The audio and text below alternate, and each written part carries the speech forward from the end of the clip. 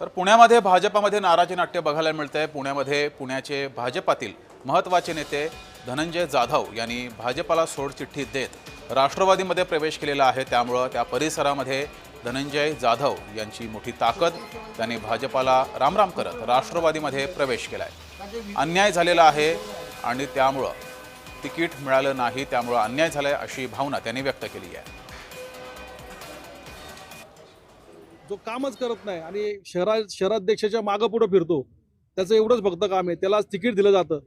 माझे वर्षभरामध्ये महिलांसाठी, युवकांसाठी, क्रीडा क्षेत्रामध्ये अनेक चांगलं काम असताना सुद्धा मला डावललं गेलं। नेत्यांच्या विरोधामध्ये माझं काहीही म्हणणं नाहीये, परंतु लोकांच्यासाठी, माझ्या प्रभाग क्रमांक 27 मधील नवी पेठ पर्वतीमधील लोकांसाठी आणखी चांगलं काम करण्यासाठी म्हणून मी आज भारतीय जनता पार्टीचा राजीनामा देऊन राष्ट्रवादी काँग्रेस पार्टीच्या अजितदादा पवार यांच्या पक्षामध्ये प्रवेश केलेला आहे। तुम्ही